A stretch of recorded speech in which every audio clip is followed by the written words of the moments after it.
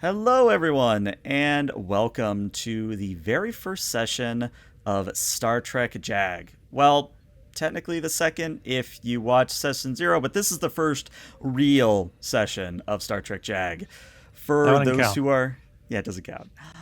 For those who are unfamiliar, we are an actual play podcast that is using the Star Trek Adventures rule system by Modifius, but we're running with the interesting idea of the players being all members of the JAG Corps, which you may recognize as being basically Starfleet's lawyers. So you can expect to see some legal drama, some courtroom drama, a stereotypical suit, Law and Order, NCIS, that sort of thing. What I would say though is don't stress if you can't stick around for the full session or if you want to just catch up. The VODs and audio only versions will be on YouTube and most of the popular podcast solutions. And yes, Shizno, that is a Josh. This is Josh in the flesh. We'll get to him in a moment. The one thing I do have to say at the top of the stream is that we are doing on the channel a donation to the Autistic Self Advocacy Network for the month. And what that means is all bits, subs, and donations that I personally receive, half of that's going to go to ASAN. You can also donate directly to ASAN through a link in chat by doing !charity in chat. Chatbot should give you a link. Just click through, and it should actually show up on that tracker I have up on screen. So, real quick, I got to give a few shout outs for those who donated off screen.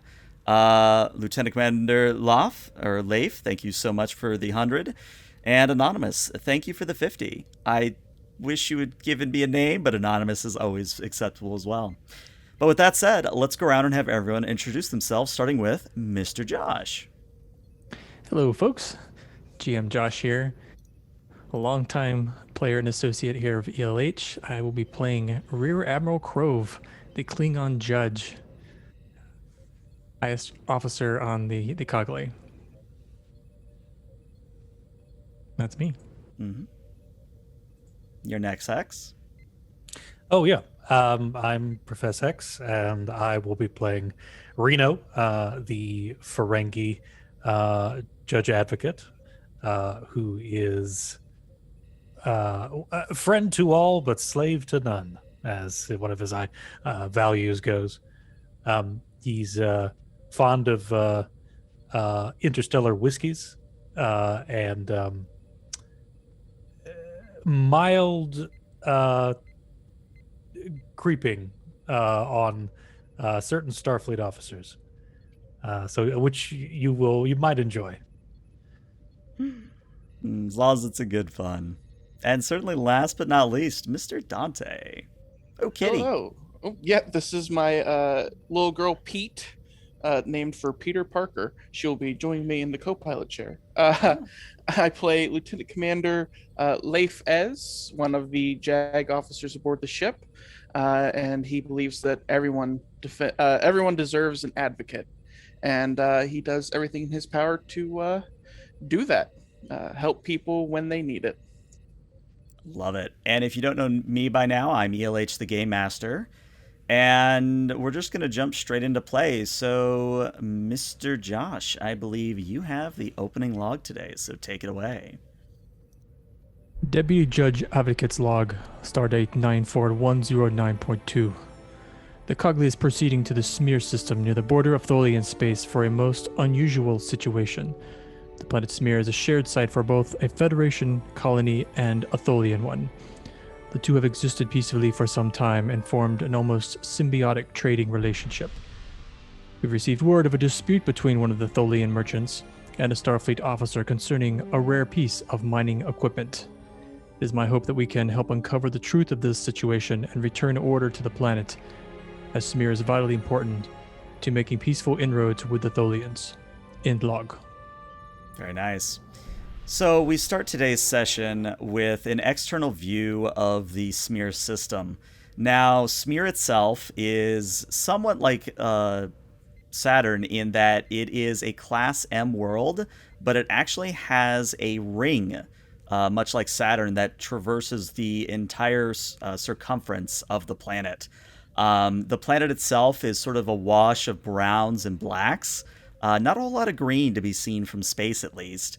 And what you're also noticing as the camera sort of pans over the planet is that there are a number of trading vessels of all make and model going to and from the planet's surface. So it's a fairly busy colony, all things considered. Noticeably, though, it's not just the Federation or freelance traders. There are actual Tholian ships like Meshweavers and whatnot, sort of hanging out in orbit and otherwise just providing a peacekeeping force, which is an odd thing to consider given how xenophobic the Tholians are, but that seems to be what's going on. And we sort of pan to the right a little bit, still with the planet in view, and a vortex opens up, and coming out of the transwarp vortex is the Cogli. Now, the Cogli itself is a Glen class, or basically the STO version of the Crossfield class. So it's kind of got that round pizza cutter-like saucer section, the very long nacelles, the trapezoidal secondary hull, but it's a little bit more sleek, a little bit more modern, and in general is quite the, what's the phrase I used in the first session? Lawyer hot rod, I believe. It's a very nice ship is what I'm getting at. But we zoom in towards the bridge of the Cogli, and all of you, Admiral, Lieutenant Commanders, you're all on the bridge just sort of supervising as the rest of the crew bring in the Cogli to orbit. And as you sort of take in the sights, see Smir itself, I wanted to give you all a moment to roleplay before I started throwing any communications your way. Well, does the sight of all these Tholian ships make anybody else nervous, or is it just me? Well, I would be betraying myself if I said that this wasn't an excellent opportunity to meet new and valuable partners in business and life. But when one is a strange crystalline glowy creature, then it tends to put a damper on ice breaking. Prove is standing off to the side. He has a heavier scowl than usual, which is really saying something. But he's got his arms crossed. He's probably not even close to the captain's chair because that's not his job. But he's just standing there, scowling, being very unhappy Klingon. Well, is there something wrong, Admiral? No, Lieutenant Commander. The situation is unusual to say the least. Well, I believe we specialize in the unusual and the unfortunate, so this should just be another day in the week for us. Indeed. There is much at stake here beyond just simple diplomacy with the Tholians. The Smir planet is a shining example of what a partnership with another species could be. If we could use this to make inroads with the Tholian assembly, that would be absolutely fantastic. Indeed, Lieutenant Commander. In fact, I will accept nothing but absolute success in our efforts. You say that, and he looks down at his hands, checks his fingers. There's 10 of them. Nothing but the best. He notices you doing that, and he smiles with all of his like sharp teeth. Indeed. Reno notices Leif noticing his own fingers, and then he takes a moment. He's a little puzzled at first, and then it suddenly comes to him, and he lets out a little involuntary excuse me, sir. Have a little problem with my throat there. Yes, we 100% success. Excellent execution, top to bottom. Indeed, Lieutenant Commander. As I said, I will expect nothing less. And real quick housekeeping. So since GM Josh is playing an admiral, one of the benefits of being an admiral is they are basically able to give everybody a free focus for the mission. So it looks like we've nominated xenobiology as something everybody can use as a focus. So just make a small note of that somewhere. But it is at this point that the reigning bridge officer, who I probably should get a name for at some point, but they just aren't that important right now, but whoever's on duty sort of turns to you, Admiral, and says, Admiral, we're getting a communication from the surface. Would you like me to handle it, or should I direct it to your ready room or here on the bridge? And Crove hesitates for a moment. I will leave it to you, Captain, to take care of. Which might be a little unusual. I would imagine as the ranking officer, he would probably handle diplomatic communications himself, but he's deferring that to someone else, which is a little out of place. A lot of place, got it. So I think what's going to happen then is the captain, who I will figure out a name for by break, the captain turns to the view screen and says, all right, folks, view screen on.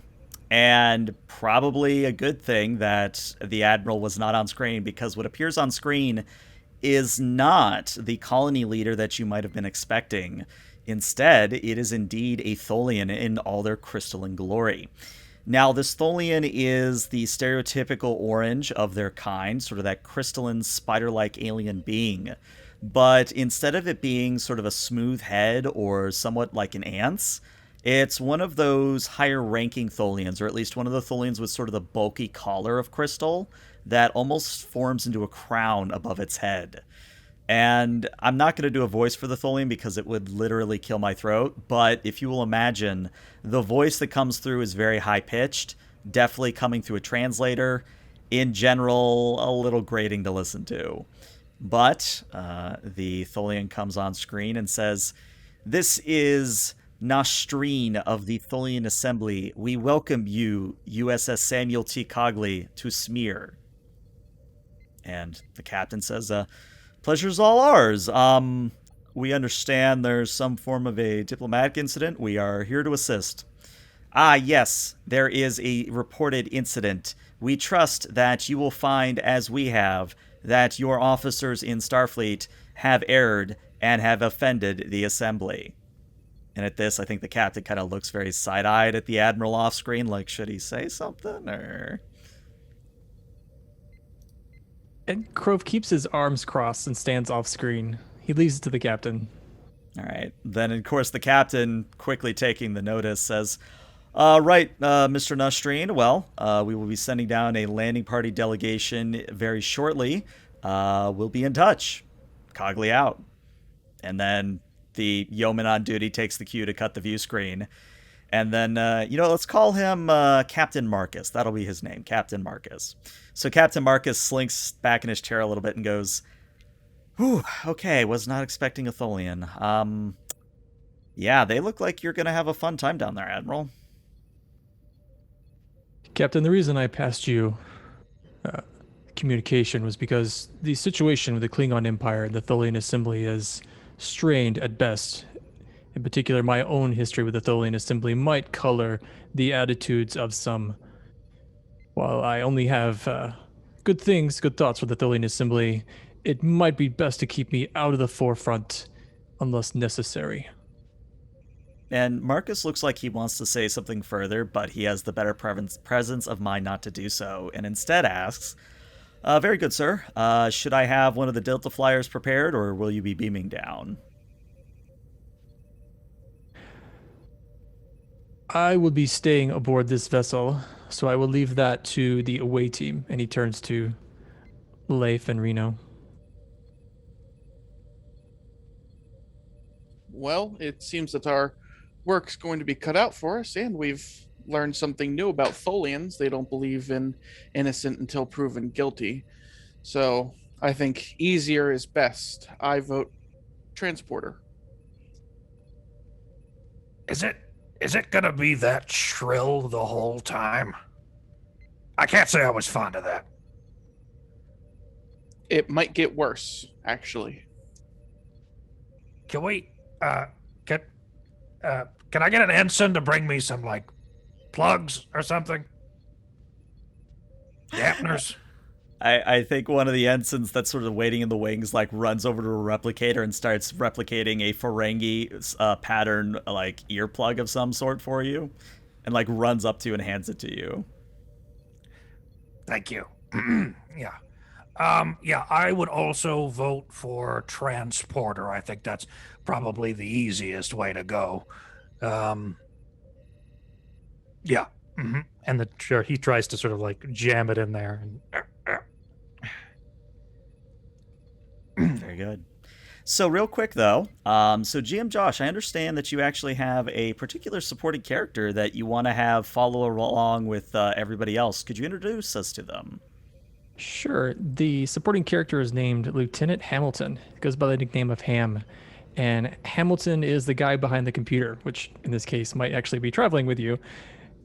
But he does not exactly fit the model role that you would think of for a Starfleet officer. He often forgets the chain of command. He's very interested in machines and technology, and sometimes to a fault. He, of course, won't be insubordinate, but he often gets excited at new shiny things that and gizmos the way they work, often forgetting about decorum and things. Got it. Got it. So we see a very brief vignette of both Lieutenant Commanders and Ham stepping into the transporter. And when you rematerialize, it is on the surface of Smir. Because, of course, I had to do the Law and Order sound. So when you materialize on the surface of Smir, what you see immediately is that the colony actually isn't really based on the ground. I mean, there's still things connecting the colony to the ground, like various pipes and various drills and other sorts of very thin-looking support structures, but interestingly, the colony itself, or at least the Federation side of the colony, is floating, meaning that it is being suspended by balloons, by anti-gravity units, and in general, maybe even a maglev effect. And what you're seeing is that the structure closest to you, where you've beamed in, seems to be the communication hub. You're seeing quite a large number of sort of the stereotypical radio dishes. You're seeing a bunch of subspace transceivers. You're even seeing something that might be a Midas array, which would allow it to communicate with the greater Federation at large. And what I would say is that not so far in the distance you can't make it out, but still a fair distance away, you see a thick cylinder of a building that is marked every so often with windows. And you're seeing that ships, the same ships you saw coming and going from the planet, there's a constant stream in and out of what you assume must be one of the main docking bays of the colony. Now, as far as where you've beamed in specifically, you're now on a dirt path, and there's a few people, just milling about. Doesn't seem to really care that you've just beamed down, but there is a pathway to an elevator, which the shaft does connect to the greater colony buildings. And that's where I'll drop you in, because where you go from here is entirely on your call. And I think they missed the colony when they transported us down. I wonder why you'd suspend buildings with an anti-grav like that. That's just asking for a problem. I kind of love it. Huh? The balloons aren't a problem. What? I turned to face Reno. I'm like, pull them out. Oh, yeah. Oh. Okay, could you say that again? Well, and you hear a crunch, and Ham is actually eating some pretzels. Apparently, he brought in a little bag, and he's like, "Well, oh, sorry. Would you like one?" No, I'm good, thank you. Yeah. And he's going to take a couple. They're pretty stale. Like you can imagine, they might have been in his pocket for a while. Are pretzels the most diplomatic snack you could have chosen? I don't know. They're just what I had. Okay. What's your name again? Lieutenant Hamilton. Just call me Ham. Right, Ham. Just keep in mind that we're going to be talking to the Tholians, who are, by all accounts, in a very tenuous relationship with everyone. So, try not to, chomp down stale pretzels in front of their face, body, torso thing. crystalline structure. Right, yeah. Oh, sure. I won't be offensive or anything. Right. I'll let you guys handle the diplomacy part. So, Leif, well, what do you think? Are we trying to get over to the Federation side of things, or are we just going to start our investigation here? I think a little bit of both. I want to know more about this lift that presumably goes into the colony. And I think why not take that up and find some information at the same time? Works for me. And you see him pop the earplugs back in. Yeah, I think that's a great idea. I'd love to see how this thing works. Huh? Well, He's gonna eat one of the pretzels. Just how stale are they? They're pretty stale. You wouldn't eat them probably on your own. Yeah, so he takes a crunch of one and then just opens his other hand and lets the rest fall to the ground without really moving much. Ham doesn't even notice. love it. Love it. So yeah, you all head over towards where you saw the lift, and actually, as you approach, you realize that the lift is much larger than you expected. What I mean in particular is, from a distance, it looked to be your standard cargo elevator, something you might find on like a Galaxy-class starship. But this is something that is quite. I'm trying to figure out of a good comparison. I want to say the lift itself is almost half the size of a football field. So it is, what is that? So it's 50 yards. I forget what that is in meters, something like 60 something meters. It's fairly large is what I'm getting at. And it's a circular disc that is lifted up by the same type of anti-grav units that suspend the greater colony. But it's actually fortuitous because you arrive right before one of the main lifts occur. So you're able to squeeze onto the platform with a bunch of other cargo vessels, cargo lifters, bits of supplies, other people that are going up to the colony. And as the sort of lift begins to start lifting into the air, there's almost a sense of vertigo for everybody for a moment. But as it starts to accelerate at a more steady pace, that feeling sort of drops away. And you keep going up and up and up, maybe about 6 or 7 stories up, and then you start to enter into the actual facility itself. And when you do so, maybe about after another 2-3 minutes of waiting, you arrive in what is essentially a gigantic atrium. And when I say atrium, I mean quite literally glass dome. There's some greenery, some shrubs, some trees. There's even a few real birds flying about. It is the stereotypical interior of a Federation colony. And as everybody else on the lift begins to filter off, I'm curious what you all are doing after having experienced that. A little sea leg wobbly, uh, but mainly curious about the people working the lift. Okay. So there are a few dock workers that you could flag down and ask questions if that was something you wanted to do. Oh yes, definitely. But while Leif is doing that, I'd also like to. You mentioned that there were lifters, cargo Mhm. lifters, on the actual lift itself. Correct. If I would just like to flag one of the operators down and try to ask them, a question or two. Sure. And then Ham, are you doing anything special?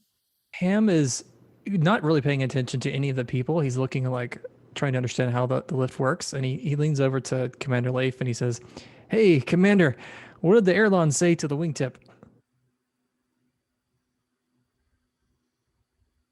What? What did the airlon say to the wingtip? Need a lift? Get it? The airlon Yeah. is part of a wing. Yeah, that's congratulations, Ham. Thank you, sir. I bring lots to the table. I'm gonna take it from your expression, Leif, that he said it wasn't good what he said. Am I right? Just nod your head. I can't hear you. Yeah, Just nod yeah, your head. Yeah. Okay. If it's all right with you, Lieutenant Commanders, I'd like to just poke around. This thing's pretty interesting. Hey, yeah, you know what? Go ahead, just don't break anything. Well, if I break it, I'll try to make sure there's nobody on it. Don't. Hey, do you know what Nimtok is? I sure don't. So Nimtok is a Klingon practice where they take a finger every time you mess up. Don't break anything. Oh. Uh. Yeah, yes, sir. I like all my digits. Although, now that I'm thinking about it, I could replace one. Nope, there should not be an Throw a although new in that finger. sentence. There's Not a at all. This is bad. understood, sir. I don't want to get you in trouble. I only take a look at the list that nobody's using. All right. So let's deal with Leif first. So Leif, when you go to approach the dock workers, what you notice is that a majority of them are wearing civilian clothes. There's actually only one individual in a Starfleet uniform, and they have a rank of Chief Petty Officer, so they're just an enlisted. But as you approach, the dock workers sort of give you a glance, but then sort of nod you over at the Chief Petty Officer as if it's above their pay grade, if you get their meaning. Okay. So I will approach the chief petty officer. All right. And what you notice is that they are indeed a human, and they are maybe about 5'3". They have ashen hair, a beard that would suggest that they're sort of keeping it, but not really. It's kind of that messy you get where you're not combing the beard. It's in general kind of scruffy looking. But when he turns to you, he sort of looks you up and down and goes, "Ah, another Federation Starfleet type. You just come in? Yes, we just arrived on the Cogley. Ah, so you're the new ship in orbit. Well, and he holds out a hand for a handshake. My name is, and there's an odd pause, like he legitimately can't remember his name for a moment. And if you would like to roll me an insight and a medicine here, I will allow you to maybe glean some further some information here. Sure. Insight. Oh, there we go. Medicine. Difficulty of 1 here. Okay. Drunk. I don't have any focuses that would apply to this. Yeah, I don't think you have any, unfortunately.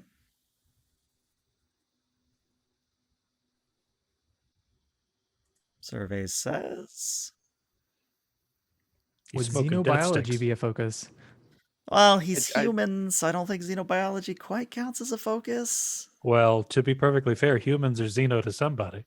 I mean, that is true. Leif is I a don't. I Bajoran. don't think it would fit in this instance, but good thinking. Did it? Did it not go through, or? No, I've just done it a second time. That's concerning. Yeah. Oh no. That could make things difficult. Let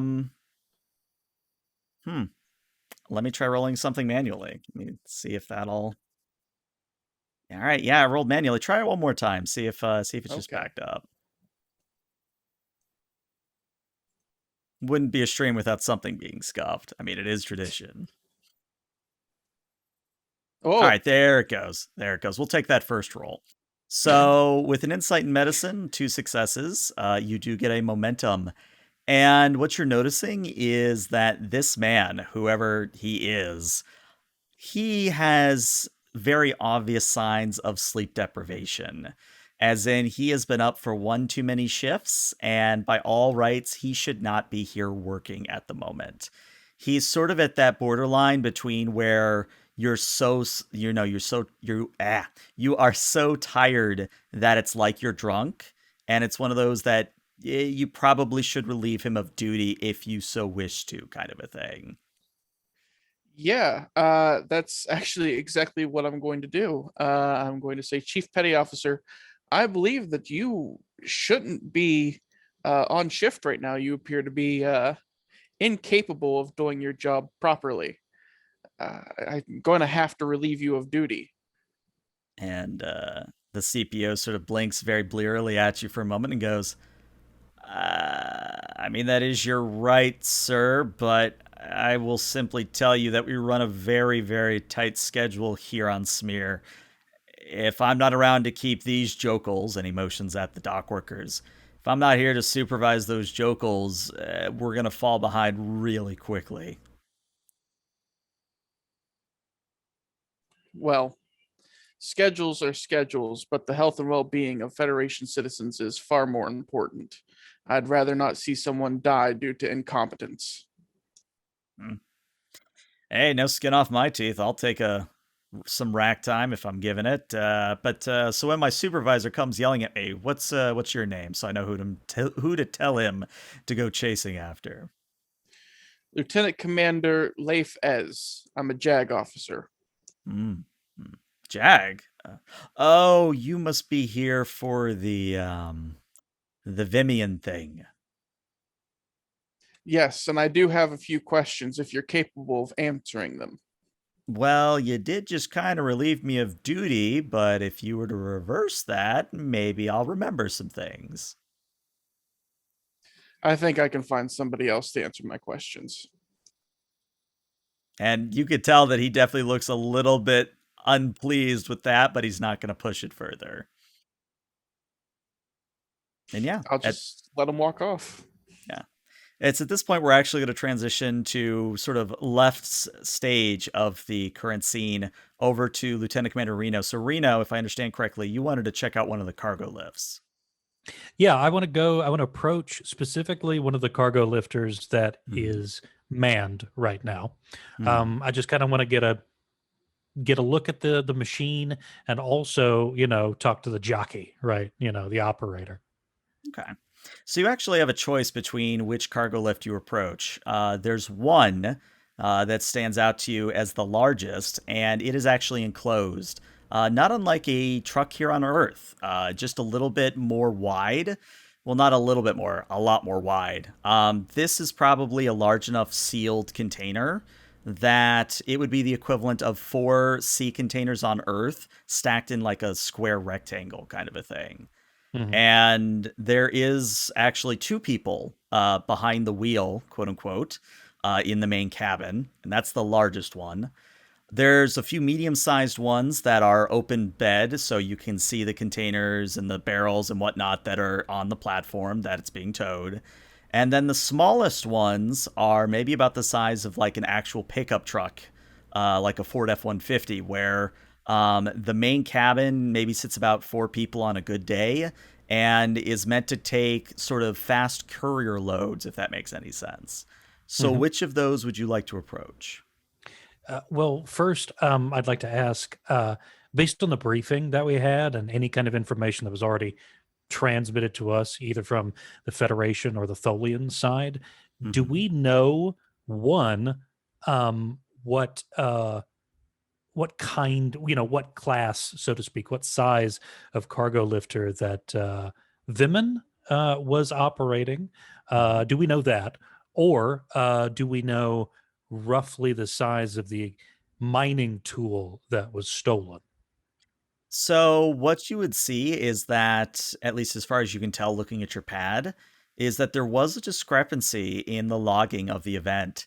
It was originally scheduled for one of the larger lifters, so the largest one's the big concealed one. Mhm. But for whatever reason, the package got downsized to one of the almost personal transport levels. Okay. Then I would make a beeline straight for the smallest one, the more express, lifter. Gotcha. So sitting behind the wheel of this personal cargo lifter is actually a Tellarite, which kind of has that sort of pig nose, scrunched up face, scraggly hair, general disposition that would suggest that he doesn't want to be anywhere near you. And when you get his attention, he kind of looks at you and says, "Yeah, what the hell do you want?" I would uh, immediately sort of like put a kind of a scowl on my face, and as I'm removing the earplugs, I would approach him and sort of just right out the gate. I'm not going to take that shit from you. Now you're going to answer my questions, or I'm going to beat you about the head. Yeah, you couldn't beat your meat. You don't scare me, buddy. You see this? You see this badge, son? This means that I'm Starfleet, and I am a lieutenant commander. I can have your ass for breakfast. You understand me? Well, that would imply you knew how to have breakfast that didn't involve eating ass. I eat many different kinds of breakfast, some of which, I will not lie, include some variety of ass.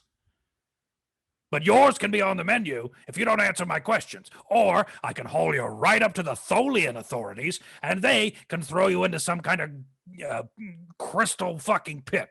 How you like that? I think he actually cracks a smile at that, and he says, well, it's good to see at least some people understand how to talk to Tellarites properly. What can I do for you, sir? It's not my first rodeo. How you doing? I'm doing great. Well, I'm here, obviously, on behalf of the JAG, right, to talk about this whole Vimen situation with the mining tool and all that. You probably heard of that. Talk of the colony. Yeah. I wanted to ask a couple of questions about this lifter, what it does, how to operate it, that sort of thing. Are you qualified for that? Well, I hope I'm qualified, because if not, my ass is literally on the line. Yeah, and then nobody's having breakfast, right? I guess I'll go over the basics then. So, as you can probably tell, the load I got in the back there, it's in a container. We don't typically cover the back of the lifter. We usually, since they spend so little time on the surface, we don't see the need for it unless there's like a heavy storm rolling in. In general, we can maybe take about 40 tons, metric tons of equipment if we need to. Trying to think what else is really important. I mean, it's pretty much what you see is what you get. Just a small transport that gets you from point A to point B in a rather expedient fashion. And now, in terms of operating this lifter, can anyone just sort of walk in, towards the control panel and get it moving, or does it require a little bit more skill than that? Typically, you need an access code from one of your supervisors. I actually can't think of anyone who actually owns their own vehicle here in the colony. I think most people contract would be a word I would use. Now, this access code. Now, who normally doles those out? As I said, it would be through the supervisor on duty. There's a lot of companies here. Myself, as you can probably tell, and he sort of slaps the side of his door, and you see that there's kind of a winged Tellarite on them. Like, it's almost like a cherub style sort of what's the thing they put onto the jets? Like, they do that sort of artwork. I forget what it's called. Those sort of the little bombshell kind of. Yeah. The bombshell babes, I think is what it is. But it's one of those, and he kind of slaps it and says, as you can tell, I'm with the Cherubs of Smir. We're a transport company. Takes stuff to and from the docks. Ah, yes, the few, the proud, et cetera, et cetera. So, if somebody had an access code, they could just sort of stroll in here and operate the lift by themselves, right? That's correct. Now, do you happen to know anything about Vimen, particularly the Vorta, who was accused of this theft? And he gets a little bit more, like, the lines of his face become a little bit more pronounced, and he says, yeah, I know him. Let's just say that between you and me, they kind of get away with too much. If you ask me, they cut a lot of corners. If you catch my drift. Out of, you think that's laziness, or is there something suspect going on? Let me just put it this way: they don't follow the unwritten rules of transport. If you get my meaning. They don't clock in with traffic control. They don't really pay attention to others driving about. Let's just say they're the kind of asshole that I wish I could send back to driving school. Sloppy, reckless. Does that strike you as the kind of person who would steal an experimental mining tool? Hmm. Couldn't tell you if I was being honest, but judging by the fact that she cut me off twice last week, fuck her. Yeah, I'd say that she could steal something. Hmm. Huh. Do you know anything about that mining tool, by the way? I don't know how high you are up on the chain. Nah, I know jack shit about it. I'm sorry. Hmm. Hmm. What about Glanix, the merchant? Galanix, I think he's been coming over here to this side to talk with DePass, but I don't think Galanix really comes over here aside from that. Hmm. Well, thank you, my good man. This will be very helpful to my case, and I'll make sure, due to your help, that maybe the JAG office will kick something down to you. Maybe a brandy. Do you like a whiskey or something? And get you, something nice. And he actually laughs openly and says, "Yeah, yeah, you know, I'd like that. Just tell him to send it to Pragyum. It'll get to me." You got it, bud. And he kind of But slaps the side of his truck a little bit, and then he takes off to go deal with his delivery. But, so we're not leaving them out. So, Ham, what are you looking for in particular at this point? I think Ham is just poking around trying to find the most fascinating part of the lift. And even if Mhm. I can imagine there's a scene where he's found like a cluster of equipment and just technology and he's just kind of poking around and there's probably some maintenance guys and he'll walk over and say something like, hey man, I don't know if you know this, but if you use the T17 self-stealing stem bolt over there, that probably improve your efficiency a little bit. I've got some of them back on the Cogley. So like Ham is not even introducing himself, completely forgotten all formalities. He's just gone right into it. And I think the dock worker just sort of pauses walking by and looks at you and goes, "Yeah, but if we use that as you suggest, it would also cause operation of the lift to slow down by 3 seconds, which is a lot less efficient than what you're suggesting." Well, that's if you follow those safety specs. You could still redline this. I know the build here. You don't have to worry about it. They say operate within the first 15%, but hey, you could overclock this thing, run it at 70%, and you'll get back those 3 seconds.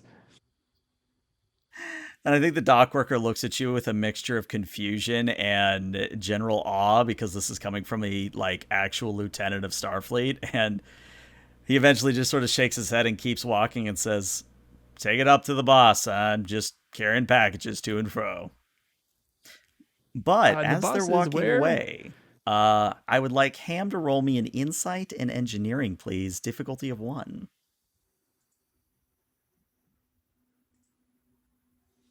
Focus in communications? Not for this instance, no.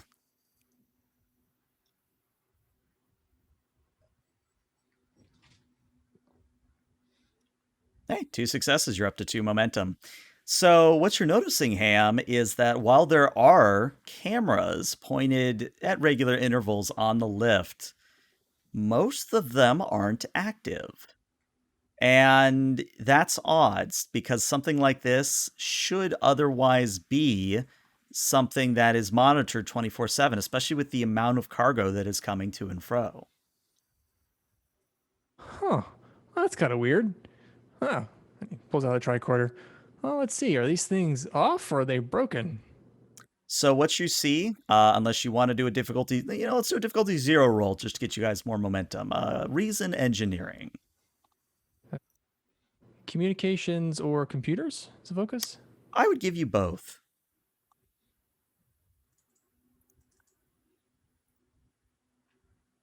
Where are we tracking that momentum, by the way, Al? I'm fixing it here. One of the momentums didn't track, so I'm adding it real quick. All Okay. right, 1 success, which means you guys are now up to 3 momentum. And what that's going to mean is that about half the cameras are broken. The other half are deliberately turned off, as in somebody has either disabled them at the camera itself or somewhere higher up. I think Ham would probably try to track down where the control for the cameras is. Like he would follow that line of reasoning Okay. So if just he to give can. you, yeah, just to give you all a chance to reconvene though before you run off on your own. I do want to give Leif and Reno a chance to come together and then maybe see Ham and let you guys go as a group, kind of a thing. So yeah, Leif, you're coming from screen left. Reno, you're coming from screen right, and Ham is center stage. Well, Reno, I hope you had more luck than I did finding information. I met a very, polite Tellarite, obviously adjusted for scale because, Tellarites.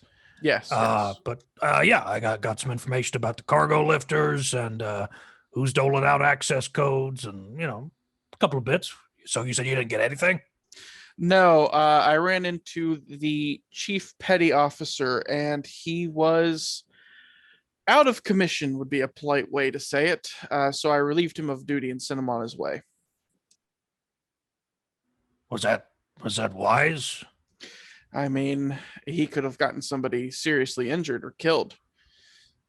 Sure, but we don't necessarily want to ruffle the administrative feathers around here just in case something gets back to the old Tholians. That's true, but I couldn't live with myself if I left him there, essentially drunk off his ass on sleep deprivation. Just couldn't have it done. Ham, why are you standing there? Ham has got his tricorder held up and he keeps saying, huh, well, that's weird. That's damn interesting. Why would you do that? Huh. You got some kind of game there you're playing, or? And he snaps out, oh, hello.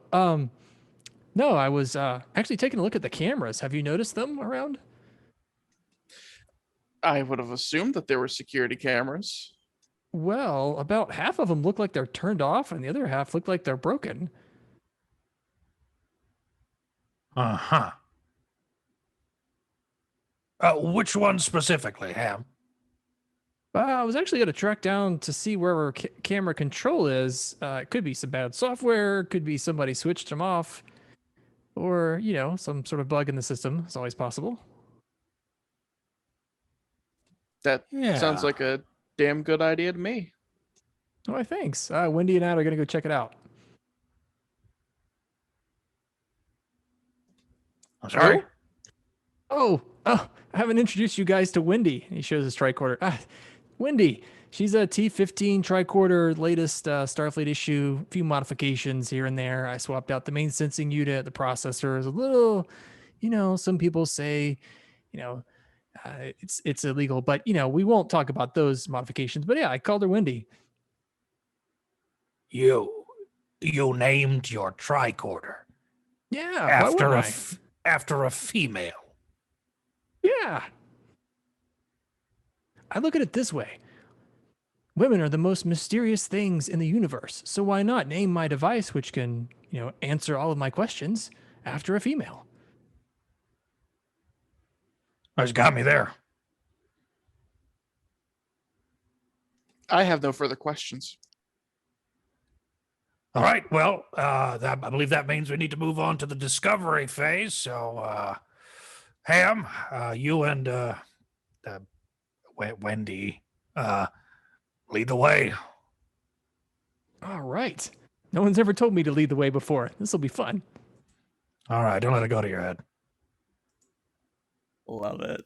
So yeah, eventually what happens is you leave the main atrium and sort of begin following the tricorder's indications of where the camera feeds are supposed to be feeding into. And it's probably no surprise that after maybe about 5 minutes of walking around and just generally getting a lay of the land, you actually come to the main security control for this part of the colony.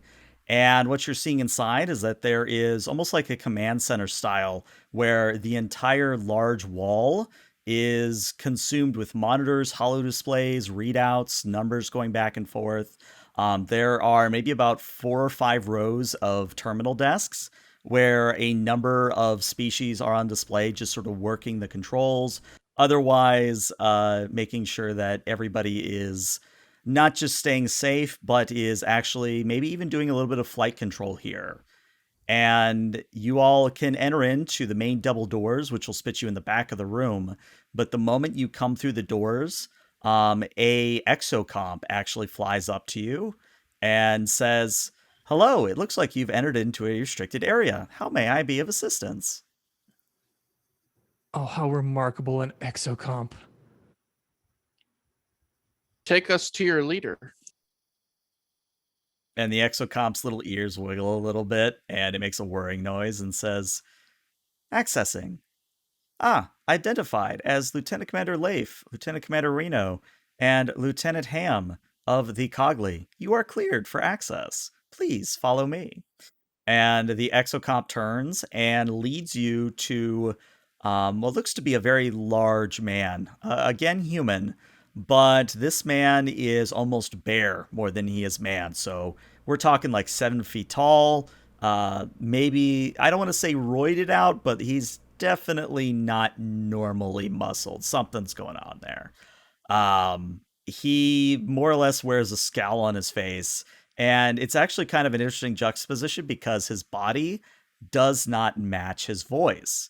And again, I'm not going to do it because it would become grating very quickly, but if you will imagine a very high pitched but still masculine voice as he kind of turns and sees who the hell the exocomp is bringing him, and he goes, "XJ, what the hell did? Oh, Starfleet. Hello. What can I do for you?" Hello, I'm looking for a computer. Well, there's a bunch of those here. Can you be more specific? No, I guess I'll find a vacant one. Thank you. Hold on, And hold he on, walks hold off. on, hold on. You might be Starfleet and XJ might have let you in, but the hell are you doing here? You'll have to forgive Ham. His speaking is not his forte. Interfacing with machines is more his style. So I, on the other hand, am very good at speaking, as you can obviously tell. Lieutenant Commander Reno, at your service, sir. And you are? I'm Lieutenant. And again, there's that odd thing where I'm not going to have you roll it again. There's that moment of hesitation. And again, you sort of look critically at him. It does look indeed like he is also sleep deprived to the point of maybe inebriation. But something I should maybe clarify is that until their names were asked, you weren't picking up on that. It's only once you ask them their name that this has become something noticeable. Sir? Oh, sorry. Sudden wave of fatigue. Right. My name. My name is Vigo. Lieutenant Vigo at your service. Nice to meet you, Lieutenant. This is Lieutenant Commander Leif, and you've already met Ham. We are investigating the situation with Veman and the mining tool theft and so on. And Yeah. yeah. We're having some questions about. We want to ask you some questions, and we want to do a sort of a diagnostic, if you'll allow us, on the security camera system. Oh, well, I probably can save you some bit of time there. Ion Storm last week knocked out half the cameras, and the others we had to turn off because half the circuits were fried. This ion storm, is that common in this colony, or was that sort of No, an it's outlier? definitely an outlier. Kind of came out of nowhere, all things considered. Hmm. Well, if you don't mind, I'd still like our boy Ham here to take a look at it. Um, uh, we'll have him take care of this. And Leif, will you ask our new lieutenant friend here some questions while I handle Ham? Yes, you supervise Ham. I will ask some questions of our friend here. So as Ham and Reno sort of are escorted by Vigo to. No, don't worry, Vigo's coming back, but are escorted to a open terminal. Vigo comes back, and we're going to start with the questions. Then we'll deal with Ham and Reno. So Vigo again just sort of rubs his temples, rubs his eyes a little bit, and says, "Man, I feel like I haven't gotten sleep in a long time. Sorry, Mr. Leif, was it? What can I do for you? What can I answer for you?" Now, the security staff here, are they Starfleet or colonists? Mixed group actually. Since I'm the head of security, obviously I'm Starfleet, and he points at his red uniform. But a lot of the sort of lower workers are just your average sort of what's the term? Contractor? Hmm. Okay, and you said an ion storm knocked out some of your security cameras.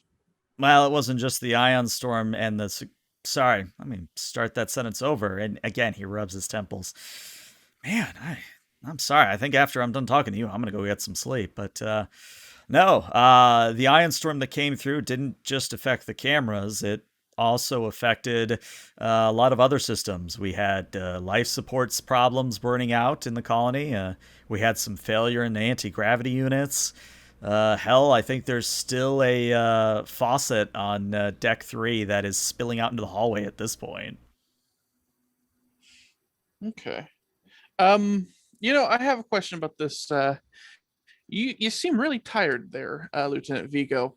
You're not the first officer I've come across who seems to be suffering from some form of sleep deprivation. I was informed that you run pretty tight schedules. Is it normal for you to feel so sleep deprived? I'd like you to roll me a presence and either command or security on this one. Difficulty of 2. And you do have 3 Yeah. momentum if you so wish.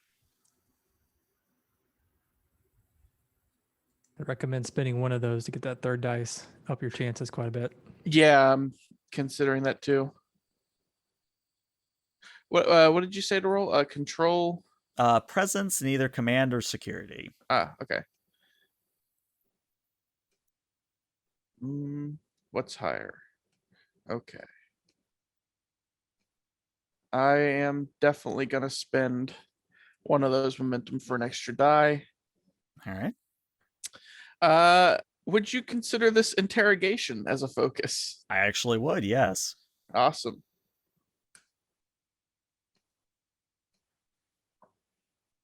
All right. Survey says you can do it, roll 20. I believe in you. Yeah, Roll 20 is sleep deprived. at the there it moment. is. There it is. Maybe not on my end. Let me. Is it? Let me check different browser. Yeah, because it's not That's showing weird. up for I'm not me. seeing it either. Yeah. Yeah. Roll 20 got why it. you do this. Roll 20 why. 1, 2, 2. 1, 2, 2. All right, I'll take your word for it. So that would be 5 successes. And that would mean you actually get 3 momentum back. So I believe you're at 5 right now. Because you were at 3, you spent 1. So yeah, you need 5. Yeah. But what you notice immediately is Vigo actually sort of slumps his shoulder a little bit and says, "Yeah, not gonna lie, it's a little rough. We pull a lot of double and even triple shifts pretty often, but man, I gotta be honest, I haven't felt this tired since my first week here.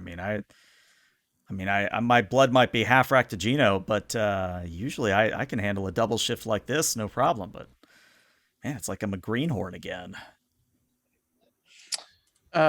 So are you just understaffed? Is that why you're running such long shifts? No, quite the opposite. It's more that we just have that level of volume coming in and out of the colony. Has anything unusual happened lately around here? Besides the Ion Storm and Vimian, not really, not that I can think of. Okay. I just have a few standard questions for you. I noticed that your lift crews are also mixed colonists and Starfleet. That's correct. Is it normal for there to only be one Starfleet officer in charge at a time? In general, yeah, they usually manage about 10 to 15 people at a time. Okay. How many active lifts does the colony have? Well, you're at main lift 2 at the moment, and there are 3 others, so I guess that means 4 overall. Okay. Uh, Now, it seems that some of your cameras are turned off. Is there a particular reason for this that you know of? Well, as I said, after that whole ion storm came through, well, it was sort of one of those situations where we could have left them on, but they were basically overloading the EPS conduits and they would have just burnt themselves out. We're still waiting on a shipment of new ones to come in, but yeah, for the most part, we're mostly relying on actual body cameras, if you get my meaning. Yes. Um, Out of the four lifts, are any of them dedicated specifically to Federation goods over colony goods? Lift 3 is primarily Federation, and Lift 4 is primarily anything related to the Tholians, if that helps.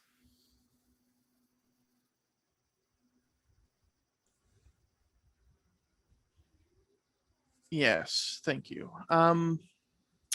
What what lift was Vimian stationed at whenever the uh, proposed theft occurred? My knowledge, they were coming up Lift 4. And how many people are usually working a lift? Anywhere from 30 to 50.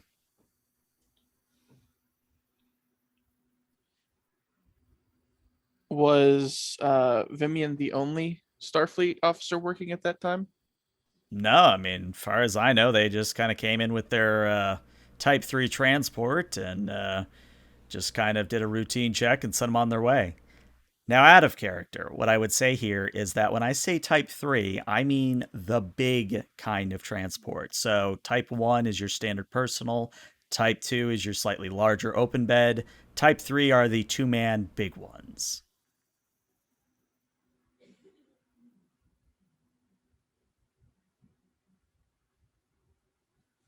Okay. Is there a Type 4?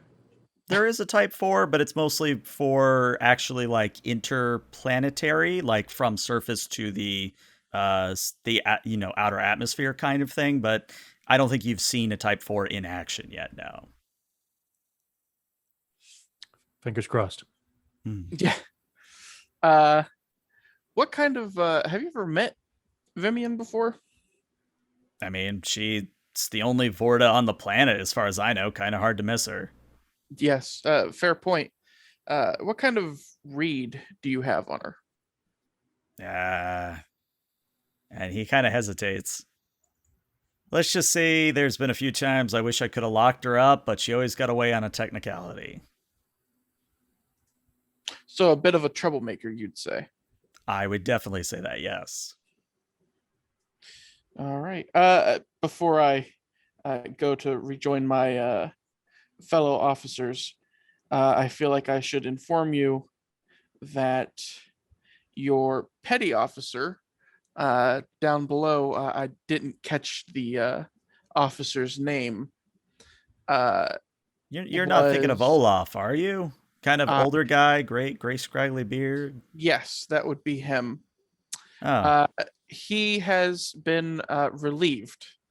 oh, He was a little uh, off the job, as it were.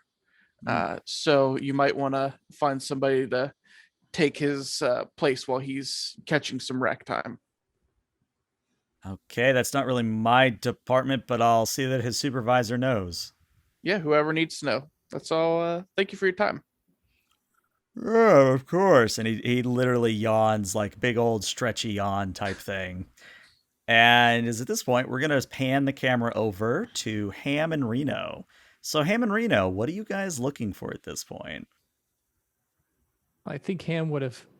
Well, first of all, when he's made his way over to a computer, I think this far into the operations, he's managed to pick up one of the patches that I'm just making up that probably some of the personnel wear. And he's somehow lifted one of them. He has some light fingers, and he's sort of attached it underneath his comm badge because, like, he wants to be part of the team. But anyway, he finds a computer. He slides in. He puts Wendy down, and he says, "Oh, hello, beautiful. Tell me your secrets." And he just starts trying to break. He starts navigating the computer, seeing anything that's locked, any passworded system or anything that's protected. That's probably where he's going to look first, even if it has nothing to do with the camera. Why don't you roll me a insight and security here, difficulty of 1. Guys, I might spend a momentum if you're cool with that, because my security is pretty terrible. How many do we have at the moment? You should have 5 at the moment. 5. Yeah. 5. Okay. Yeah. I mean, we got plenty to go around. Computers focus. Computers focus would definitely apply.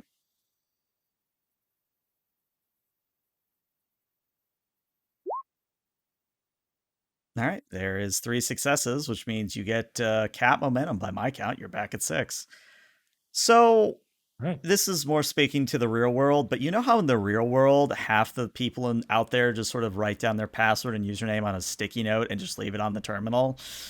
Yeah, kind of the same thing here, where you start to run into walls, but then you look to your right of where you're tapping, and there's just a sticky note with a username and password on it. And if you are to enter in such a thing, you gain full access very quickly. Huh.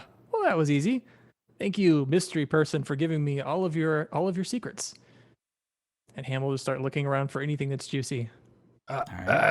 Ham, you know that. Try to focus here. We're not after people's, online shopping history or their erotic predilections. Let's say. Let's just focus on the camera system, huh? And not even stopping, Ham is continuing to type in command after command. And he's trying to pull up all the file systems. And he says, well, Commander, in my experience, the more access you have, the more you can find out quicker. So my idea is if I can crack open all of the secrets of this system, we could quickly find out exactly what was going on with security cameras. Right, but we don't have to look at all of it. Do you understand my meaning? Oh, no. We won't look at this file system here for some sort of Tellarite guy. Oh, yeah. We will not be looking at that folder for sure. Love it. That's yeah, let's just scroll down. I think what Ham would probably be looking for is he's going to look at anything about the cameras, if they're functional, how many could be turned on that are turned off. And he's then after that going to look for any information on the ion storm. Let's see. Why don't you roll me we'll call this a control and an engineering here. And difficulty, I'll make a 2. Since we're capped on momentum, I might spend one momentum. I'm pretty good at this, but I want to. No, you're cut off. I'm cut off. Everybody gets 1. How many did you want to spend? Just one. Yeah. All right. Focus and computers still? Focusing computers would apply. All right, so interestingly, I think what you look at, Ham, is you're not able to get one way or another why the cameras are off. Like, it's one of those things where you should be able to push this button here and turn them on, but you maybe press it a few times for a different number of cameras, and none of them turn on. It seems like they have been physically blocked somewhere along the line. Wow. Well, sir, if you take a look here, it looks like some of these cameras have been physically tampered with. Yeah. So you're sure that it's some kind of mechanical sabotage or something, and not that permissions have been rerouted to some other system or terminal or something? Well, I wouldn't say it was sabotage, but it's certainly not a software issue. I think we could safely say it's sabotage. I mean, they wouldn't call us over here for some kind of clerical issue. We're playing in the big leagues now, Ham. I guess it could be sabotage.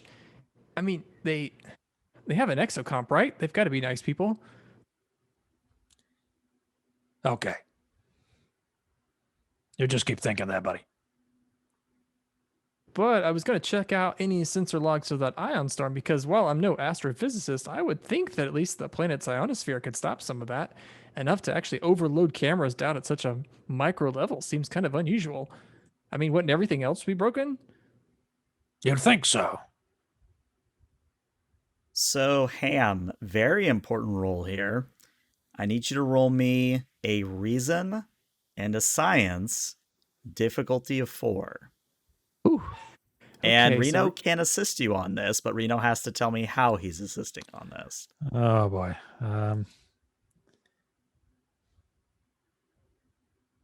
No pressure, of course. Reason and science, huh? Mm-hmm.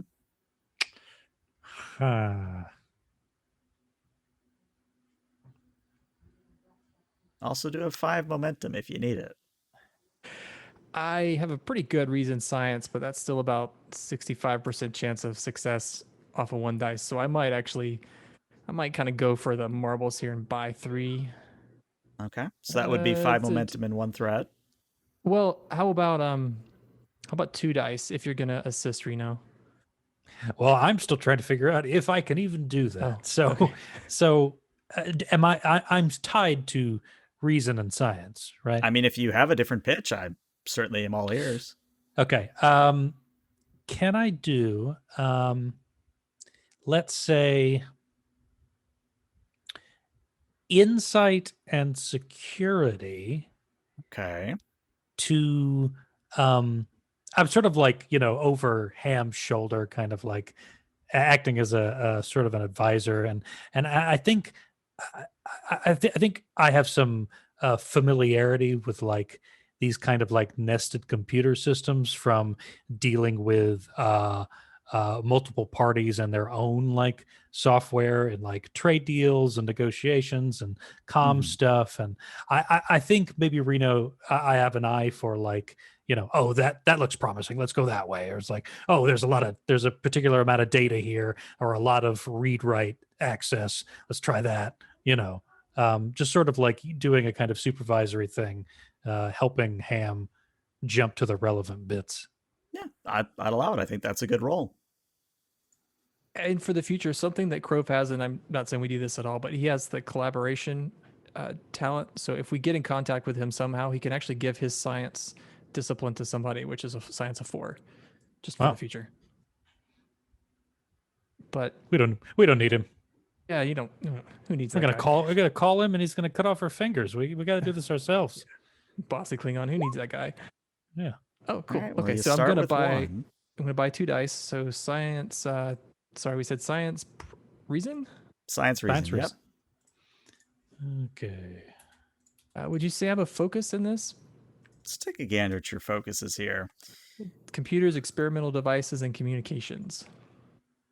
I actually think 2 of those would apply. So yeah, go for it.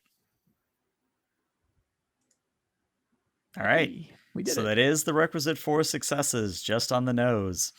So what both of you come to realize very quickly is that wasn't an ion storm. I mean, yes, the classical signs of an ion storm are there. Charged particles hitting the planet's atmosphere, causing a barometric disturbance, which leads to a thunderstorm that is a little bit charged. It's all too convenient. And in fact, the more you look at the data, the more you realize that this quote unquote ion storm was artificial in nature. Meaning somebody basically bombarded the planet with an ion stream until a fake ion storm more or less formed. Well, sir, I don't like the look of this fake on storm. Fake on storm, nice. Ham, can't don't ever imagine say why that. somebody- Don't ever say that again. Oh, sorry. Well, I can't imagine why somebody would want to do this. Are you kidding me? Well, I probably would have a better punchline for my joke if I were. How old are you, Ham? I am 25. Right. So you're, by human terms, you're basically an infant. No, no. Look, I'm a little I older than that. understand you're young. You're basically, a fetus at this point, walking around. You have no sense of the world and how it works, and knives in the Do, dark and so on. And do Ferengi fetuses walk? That's got to be painful. it's more of a extended metaphor there, Ham. If you let me finish, Oh, sorry. you got to understand. I come from a society where uh, our our culture, our religion, our sheer drive is about profit. It's about gaining what everyone else is losing, right? Now, even though we are very much concerned with that idea, that philosophy, that doesn't mean that other people aren't obsessed with the idea of gaining at somebody else's expense too. In fact, I'd venture that most of the species that you'll meet in this great galaxy of ours are just as interested in a little bit of applied greed, if you will. And so I have absolutely no surprise whatsoever that somebody wanted to start a little bit of nonsense to get maybe an experimental mining tool out of the bargain. And you hear crunch, crunch, and he's eating another pretzel. But gee, Commander, if they wanted to, if they wanted to steal something, there's probably a million better ways than trying to make a planet-wide stellar event. I mean, I was just poking around over there, and all you have to do is remove one of those, secondary uh, power couples, and then the whole system can go out. I just say there's 100 better ways to do that. Maybe so, Ham, but that's not to say that this theft was the only theft that has happened. In fact, if you wanted to get multiple, let's say, operations going at the same time, what better way than to create a blanket wide issue with the security cameras by way of a natural weather formation?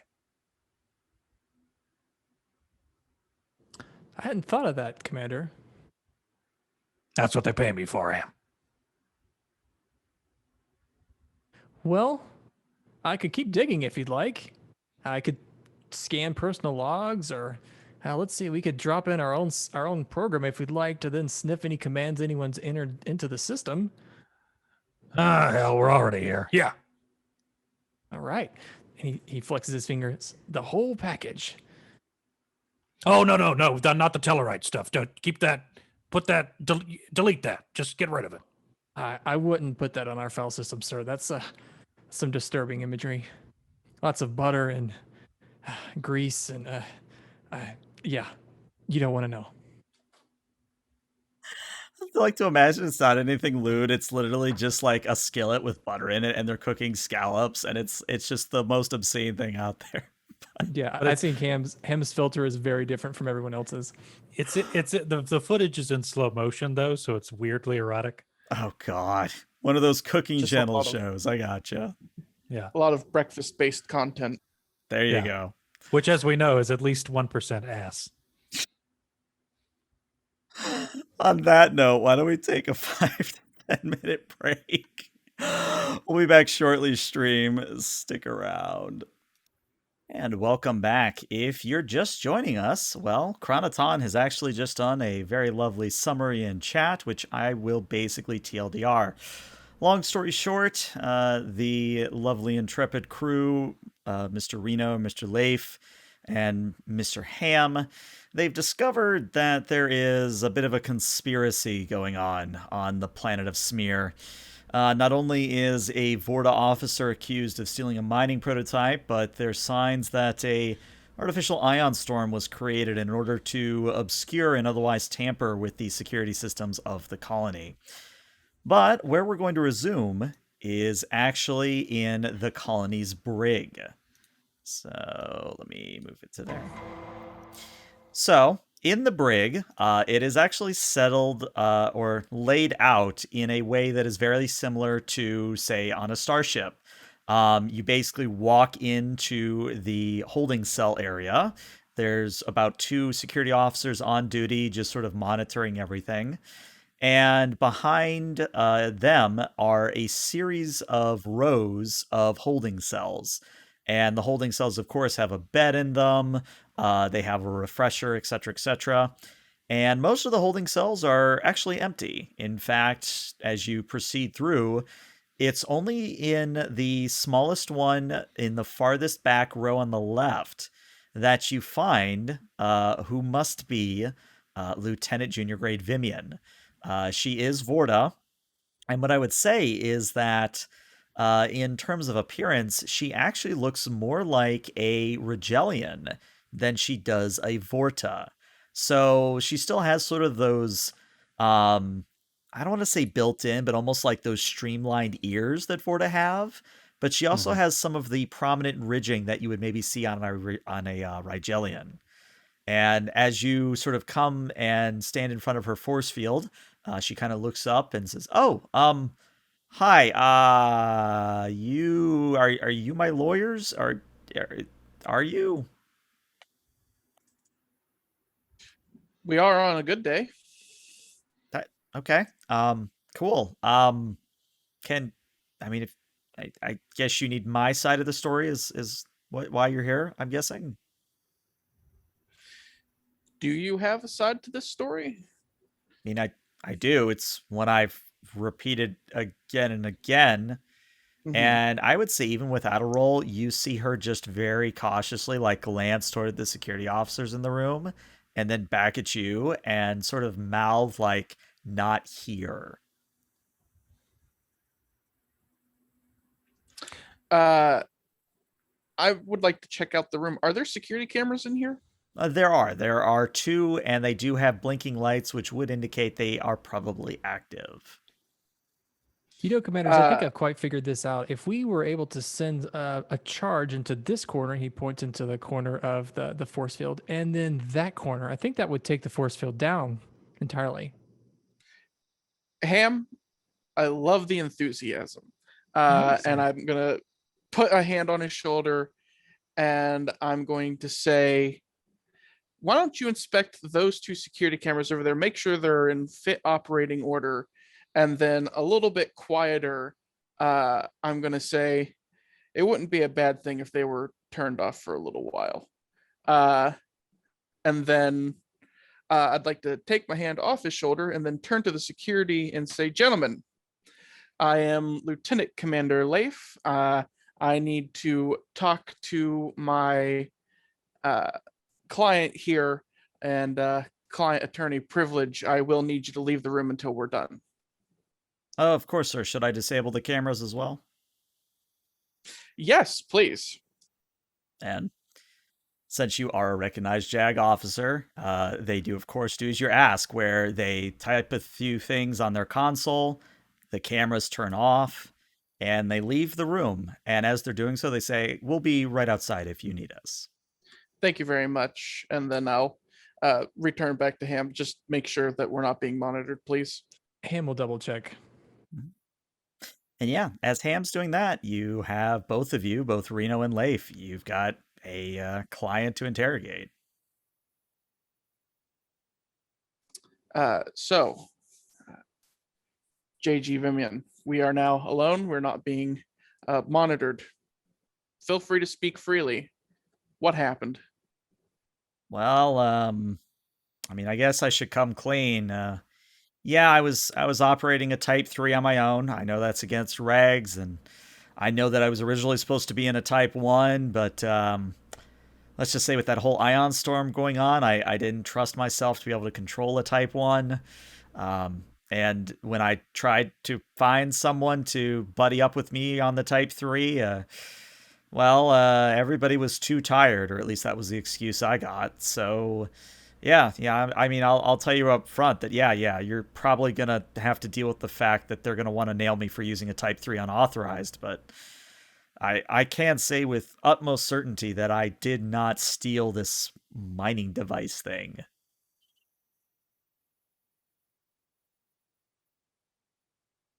Do you know the merchant Glanix at all? I mean, I know of him. I Till this incident, I just thought he was just some random Tholian merchant just getting goods from the light side of the planet to the dark side.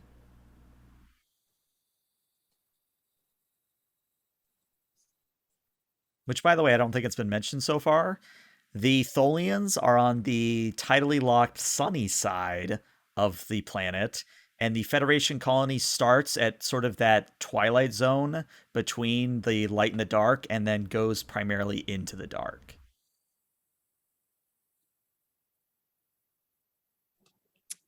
Uh, so was the merchant on the lift with you that day? Oh, no, no. Just I was given a bunch of packages, told to take them back here, use lift 4, and that's about it. I mean, it was a standard operation until, security came marching down to my quarters and arrested me when I was asleep. Okay. Uh, were you aware of what any of the packages contained at all? No, not my job to know what's in them, just to get them from point A to point B. Okay.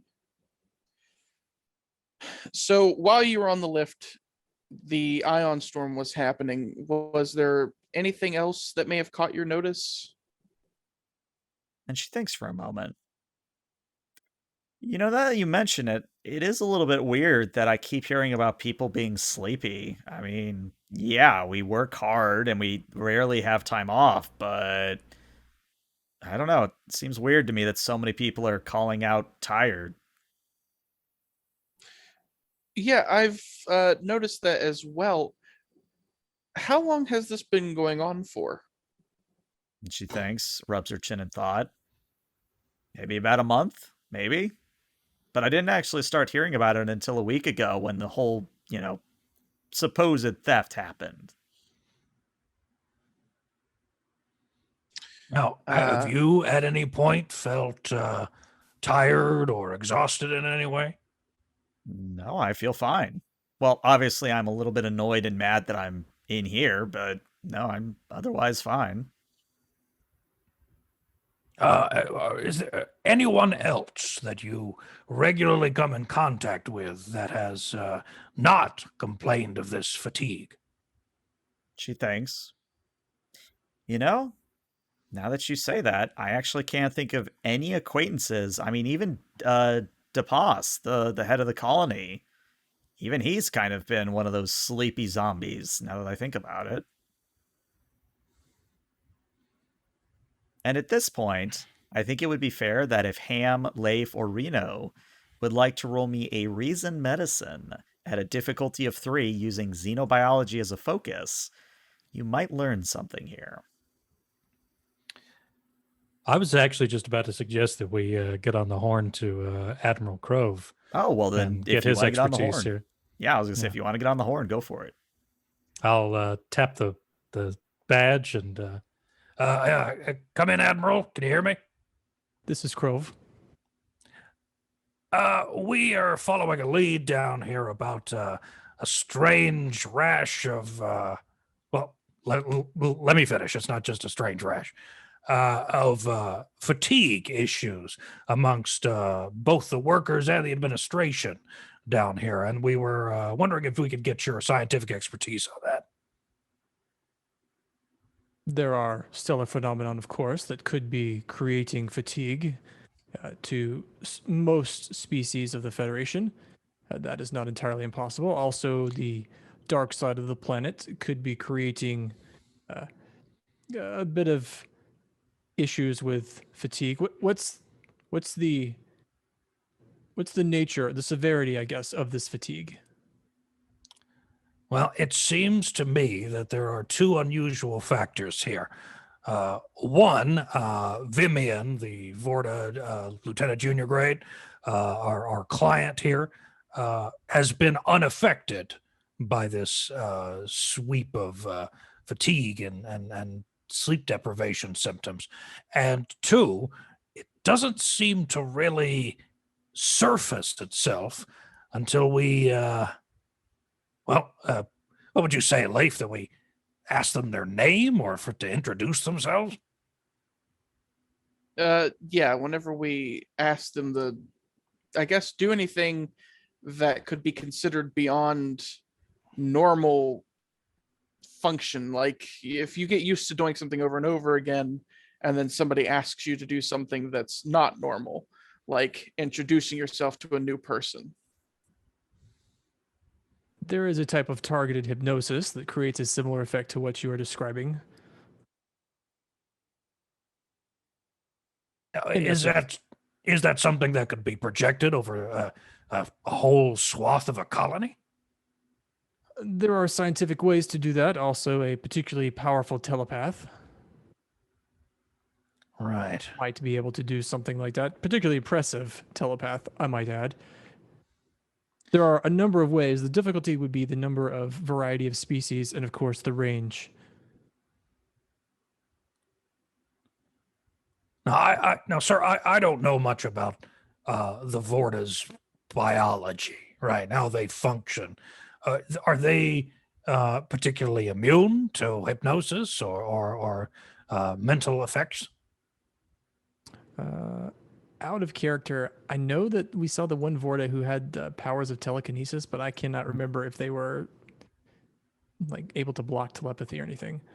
I don't think we ever get a solid answer in DS9, but my understanding is yes, they're not something that betazoids can read. So if betazoids can't read them, then they're probably somewhat resistant, if not immune. That makes sense. Okay. Would that be common knowledge? Like, would Crove have that information to communicate? I think Crove would know that. Yeah, that would be something he would know. Well, Crove would certainly share that it's possible a Vorta might be able to block any sort of telepathic suggestion. Do you know, Admiral, what kind of species would be capable of transmitting that kind of telepathic command or effect? There have been records of Vulcans who are highly telepathic, projecting not only emotions but other ideas across vast distances and to a number of individuals. Of course, highly telepathic species like betazoids are also suspect. It is, of course, very theoretical. This is hypothesis with no evidence. But it is possible that in additional to mechanical means, it could be something from a species, a biology of a species as of the use of telepathy. Well, Leif, what do you think? I think that we need to talk to Tapas, Yeah. get a little bit more information. Admiral, we've been informed that during the proposed theft, there was an ion storm. And my understanding is that we have reason to believe that it may have been a created storm. Artificially if there's anything you can do induced. for us, yes. If there's anything you can do for us up there, scanning wise, just to see if you can find anything on your end, perhaps that might help figure out who was responsible. It seems to me that the storm knocking out security, as well as this hypnosis that seems to have only really taken effect at the same time as the storm, may have something to do with this theft. This could be a simple two things happening at the same time, or we may be mixed up in something a little bit more intense, diplomatically speaking. Yes, Commander. I will have Captain Marcus do an investigation and also have him coordinate with the Tholians on the other side of the planet to see what information they may have on this ion storm. Thank you, sir. Thanks, Admiral. And he just cuts off the transmission. I mean, that seemed like that was worth keeping all my fingers, right? Oh yes, no, definitely. I think we're all fine so far. And Uh, Vimian sort of speaks up and says, I'm sorry, what why would you be losing fingers? Long story. Yeah. Klingons. Yeah. ELH, since we were talking with Krove, can I Yes. use Spirit of Discovery, perhaps using his value of a broken blade is still sharp to give the group 3 momentum? You may certainly do that, yes. Excellent.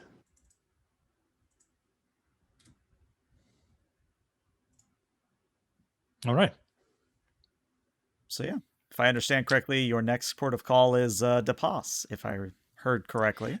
Now, you proposed a test when we actually contacted Admiral Crove. Right. Should Actually, we should no, we still? you covered it during the role play. Like Okay. I All think right. you guys figured it out on your own that, it wasn't something that I needed to give you a hint for. So Okay. Okay. Yeah, and then I guess our next task would be to talk to DePaz and Yeah. all right. see what his deal is. Before we take off, Yes. I would like to ask the Vimian. It seems to me that a lot of people here have the opinion that you're a bit of a troublemaker. Uh, how do you feel about that?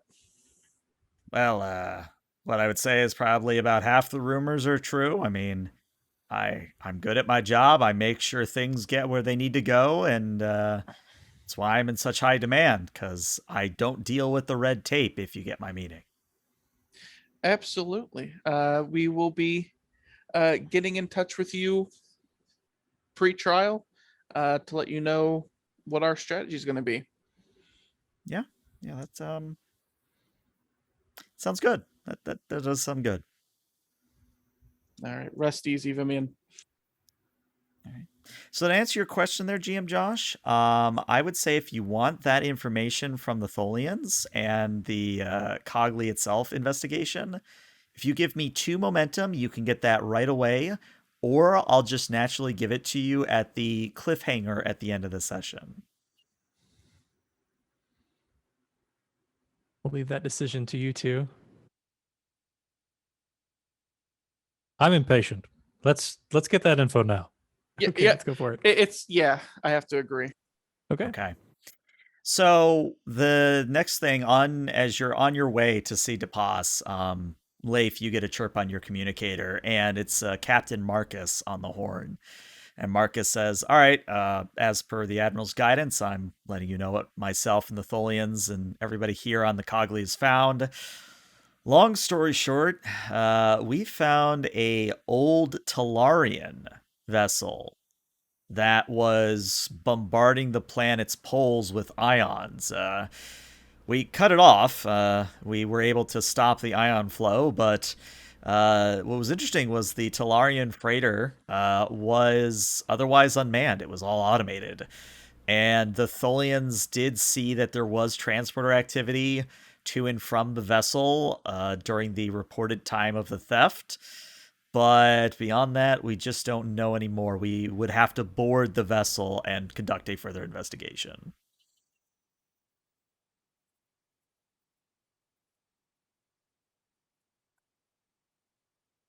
And you said it was sent commands? It seems to have been a drone ship, yes. And for those who don't remember the the Talarians were the sort of I don't want to call them backwaters because that's probably too mean to them, but they were kind of that what we see in the Suddenly Human episode of TNG where they literally had like lasers and that they were, very warrior like, had sort of that prominent ridge and lobes on their head. They were very interesting, but we only ever saw them during that one episode. And I may or may not have chosen them here because I know GM Josh loves the Talarians. And if it matters, I'll just throw this out there for giggles. Ractogenos have an intoxicating effect on Talarians. Just gonna throw that out there. Free little bit of knowledge for you. I would say sending a security team to that freighter would probably be a good idea. Yeah. I think Krove would probably have just said, let's do it. Okay. So while that raid is going on, we are going to cut to DePass's office. So let's just get that sound going again. And yeah, when you get into DePass's office, it is the highest room in the tallest building of the highest floating part of the colony. And you get the sense just walking in and seeing the expansive sort of vista that is afforded to you. This is a gentleman that likes to make sure people know his authority and his power level because everything in this place has been situated to project that level of power, that level of authority. From the way the chairs are positioned to face in towards his desk, from the various esoteric items that are on display, including things like a Klingon batleth, including things like a Herc carapace. You're seeing very, shall we say, museum-like art pieces that are just on display so that anybody could walk in and see them. Now, DePass himself is a bit of a, I guess munchkin would be a word I would use for him because he is quite literally 4'8". He is a very tiny Vulcan. Right. And much like how Vigo was more baby-faced and baby-voiced, DePass is very much sort of that deep baritone. And he has ears that, if they were any larger, you'd think he was a Ferengi, but he's still very much Vulcan, all things considered. Okay. But as you all are escorted in by his secretary, who then leaves you with DePass turns from looking out of the window and goes, "Well, gentlemen, I understand you're already making waves and you've only been on the colony for what, 4 hours, 5 hours at this point? I've got reports that I've got dock workers who have been relieved of duty." Does he seem, by the voice you're giving him, I'm assuming the answer is yes. Does he seem okay? Like he's not tired or anything like that? Yeah, I mean, he's coming across loud and clear right now. Sir, I don't know anything about any relief of duty. But what I do know is that we haven't been properly introduced. What's your name, sir? And his eyes narrow at you. And it's at this point, again, no roll required. There is a noticeable look of confusion on his face, but it's very brief. It only lasts for maybe about 10 seconds before he sort of comes back to himself. And in the same voice as before, he says, "Why would you? I'm DePass. I'm the one in charge of this colony." Yes, of course. My mistake, sir. We've met a lot of individuals over the last 48 hours or so. And sometimes it can be a little bit much for my Ferengi brain. Oh, so they sent me the brain dead JAG officers. Great. Great. Great. And I think perfectly to go along with that, in the background, Ham, because he realizes he's not a part of this conversation anyway. He's in the back looking at all the artifacts that this guy has, like, all the strange weapons. And at one point he makes his way to the batleth that you were talking about, and he takes it off the wall and he's like, "I've always wanted one of these." And he starts playing with it. Put it back. Put it back. Put it back. Oh, sorry. I've got to get me one of these. Sorry. Is it real or is it? Of course like it's a real. knockoff? I won it in a... And this time, he actually wobbles on his feet and has to, like, catch himself on his desk and says, "Oh, God. Ugh, shouldn't have had that third Ractigino. What was I saying? Oh, yes, put my damn batleth back." Oh, sorry. Sir, I apologize for our associate. He's a little excitable. If you'll indulge me, we have some questions we'd like to ask you about the Vimian incident. And you can tell that he's doing his best to remain that calm, collected Vulcan after a little outburst there. And he finally says, "Yes, ask your questions." Thank you, sir. First of all, what was your mother's name? He blinks very slowly at you, and at this point he pushes a button on his desk and says, Marion, can you get me in contact with what was his name? Admiral Krov? I want to know why he sent me two buffoons. And Do after a you moment, I think, Krov, you are tied into this meeting. This is Admiral Krov. Yes, Admiral Krov, I mean this with all due respect, but why the hell did you send me two idiots? Who are you referring to? The Bajoran and the Ferengi and the other one, I guess. Like, they're asking such inane questions that I question why you have such JAG officers like them. Administrator, if this is your form of a joke, I would like to tell you I have no sense of humor. Oh, no, I wish I was joking, but no, they are. I don't know what to tell you, Admiral. I think you might have a problem with your officers. Excuse me, Admiral, sir. This line of questioning is perfectly reasonable, and I believe we are hot on the case, sir. So, no need to sharpen anything or to examine the lengths of people's digits and perhaps do some mental math, if you catch my drift, sir. Indeed, Commander. Continue with your line of questioning. And Administrator, if you find the interrogation of my officers to be unpleasant, you're welcome to come to the Cogli, and I will interrogate you myself. However, I promise it will be much less comfortable. Admiral, I would like you to roll me a presence and command. This is what he Difficulty does. of 5. Oh God. Jesus. Ooh, okay, well, guys, we got. I've already used my determination. We've got 3 momentum. Spend I'm it. really good at command presence, but this feels like a big one.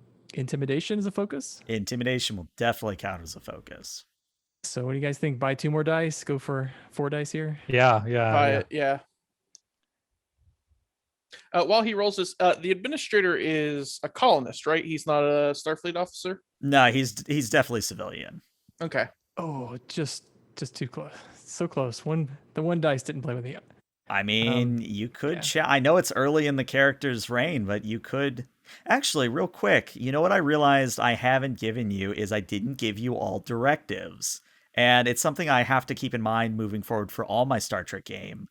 But technically, there are directives tied to every mission that you send a Star Trek Adventures party on. Right. And it's meant to be so that those who don't have a focus can sort of tie it back to the directive and use it like a value. So if you were to say, challenge that value in some way, you could then maybe get a point of determination. You see where I'm going with this.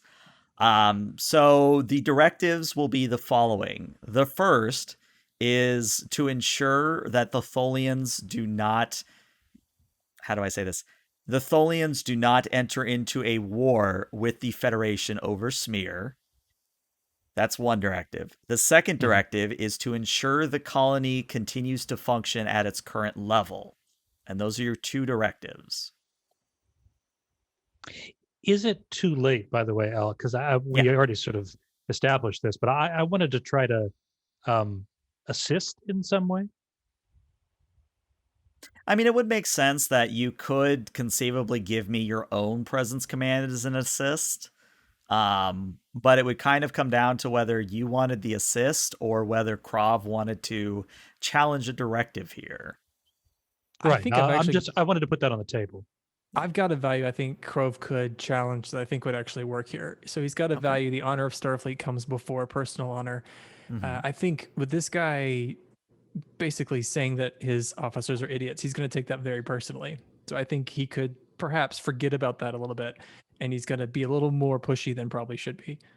I tell you what, I won't well, yeah, that makes sense. You know, now that I think about it, that makes a lot of sense. I like it. So yeah, that would give you your determination, which you could use to reroll as many dice as you wish. It's probably too late to give you a threat, isn't it? Yeah, just a little bit. Yeah, I forgot. I have bold command. I should have used it. That's my fault. Gosh, I kind of need to roll Two dice here. Uh, one dice. I mean, gosh, my score is so good. So I would. we're already in a situation where we don't have the successes that we need. It's Yeah. not like that we can do worse because we've already technically failed. So honestly, you should probably re-roll all of them, right? Yeah, I agree. It's a good call. Yeah. Yeah, Fair I'll just argument. do it again. Roll a 4 then. All right, fingers crossed. Gotta stop talking about fingers, guys. And There that's you go. good. Hey, That is a significant change. That actually gets you a point of momentum back. Well done. hey. So, for the briefest moment, I think what happens is you see DePass actively considering taking the Admiral up on his offer to fight on the Cogli. But maybe something in the way that Krav delivers the last line, it actually gets through to DePass, and DePass, his shoulders slump, and he says, "Very well, Admiral, I withdraw my line of inquiry. My apologies for getting you involved." I understand, Administrator, these are difficult times. However, I assure you, my associates, while their questions may seem unusual, have very good intent. If you will work with them, you will be through this experience quickly. You have my word. Very good, Admiral. And right as he's about to say something to the effect of, to pass out, there's a sudden rock across the entire colony. Like you feel the ground beneath you shift and otherwise shudder. And in the background, Krav, you hear Captain Marcus shout, Captain, we've got an explosion in the habitation block, specifically in the brig quarter. Looks like somebody's trying to break our jailbird. Or break out our jail. You know what I'm trying to say, sir. And Ham says, it would have been so easy, but I didn't do it, guys. You don't. Do you understand what incriminating yourself means, Ham? But I'm right here. I didn't do anything. I was like a Ferengi fetus just walking around, so silent. Fingers, Ham. Oh. Well, it is at that point that DePass, starts shouting orders at his staff and figuring out what's going on. That I think maybe your meeting comes to a close as you go to investigate what's going on at the brig.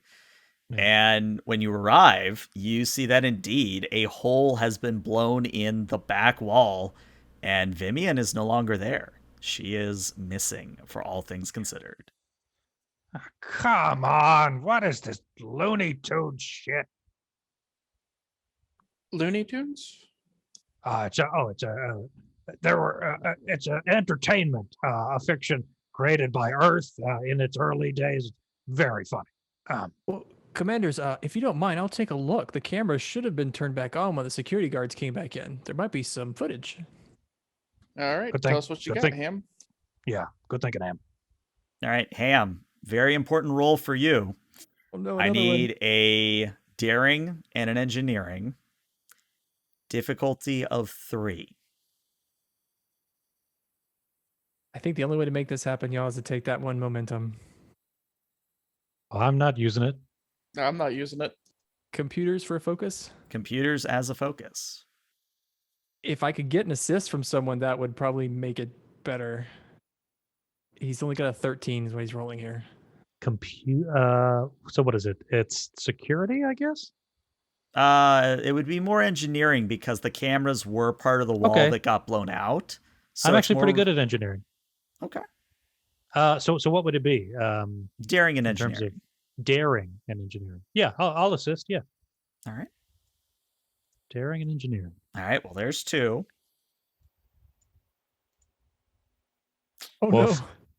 So I think the complication is, unfortunately, the cameras that were part of the back wall, when the wall was blown out, the cameras and their black boxes went with them.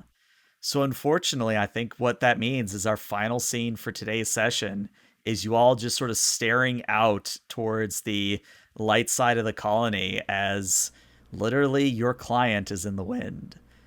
That is where we will end today's session. So yeah, what did you guys think? I know that was kind of more on the investigative side than it was on the trial side, but hopefully you guys are having fun. Oh yeah, definitely.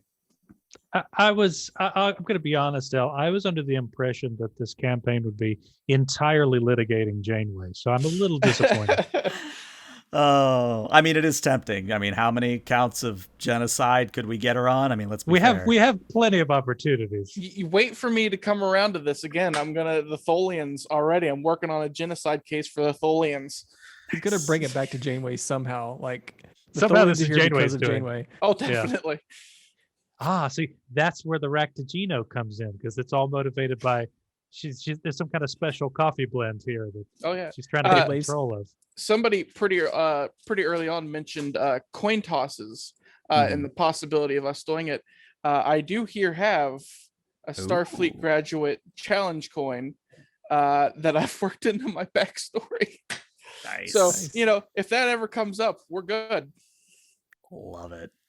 I just imagine Leif in his quarters has one of those boards with like the lines and everything, and in the center is Janeway, and he's like, everything goes back to Janeway. Oh yeah, the Pepe Silva moment. Yeah. He's like, yeah. There is no actual Janeway in Starfleet. It's all a conspiracy. She never existed. Oh, I love it. All right. Well, this is where I'm going to end the YouTube recording, but Twitch, stick around because we're going to rate somebody. But YouTube, see you later. Bye-bye.